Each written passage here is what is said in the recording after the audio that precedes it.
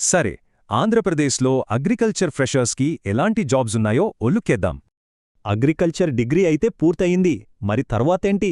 చాలామంది గ్రాడ్యుయేట్లకు ఇదే పెద్ద ప్రశ్న. అయితే ఒక గుడ్ న్యూస్ ఏంటంటే ఏపీలో అగ్రికల్చర్ సెక్టర్ బాగా పెరుగుతోంది, అవకాశాలు కూడా ఎక్కువయ్యాయి.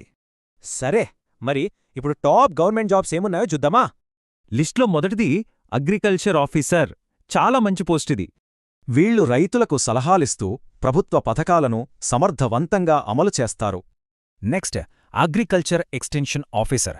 ఇది కూడా చాలా ముఖ్యమైన జాబ్. కొత్త వ్యవసాయ టెక్నిక్స్ని రైతులకు నేర్పించడం వీరి ముఖ్యమైన బాధ్యత. ఇక క్షేత్రస్థాయిలో చాలా కీలకమైన పోస్ట్ విలేజ్ అగ్రికల్చరల్ అసిస్టెంట్.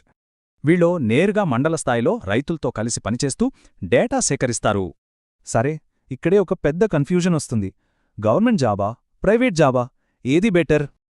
గవర్నమెంట్లో జాబ్ సెక్యూరిటీ ఎక్కువ, ప్రైవేట్లో గ్రోత్ ఫాస్ట్గా ఉంటుంది. ఎవరి ప్రాధాన్యత వాళ్లది. సరే, అన్నిటికన్నా ముఖ్యమైన విషయం శాలరీ. స్టార్టింగ్లో ఎంతొస్తుందో చూద్దాం.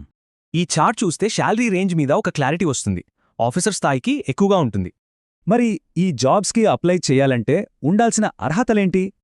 ముఖ్యంగా బీఎస్సీ అగ్రికల్చర్ లేదా హార్టికల్చర్ చేసి ఉండాలి. అలాగే ఏపీకి చెందినవారై ఉండాలి. సో కరెక్ట్ క్వాలిఫికేషన్స్ ఉంటే చాలు, అగ్రికల్చర్లో ఫ్యూచర్ చాలా బ్రైట్గా ఉంటుంది. ఓకే, అంతా బాగానే ఉంది. మరిప్పుడు మన నెక్స్ట్ స్టెప్ ఏంటి? మరిన్ని వివరాల కోసం గార్డెన్ హ్యాక్స్ తెలుగు ఛానల్కి సబ్స్క్రైబ్ చేసుకోండి. మిగతా లింక్స్ కింద డిస్క్రిప్షన్లో ఉన్నాయి. చూశారుగా, అవకాశాలకైతే కొదవలేదు. ఇక సరైన కెరియర్ ప్రారంభించడమే తరువాయి.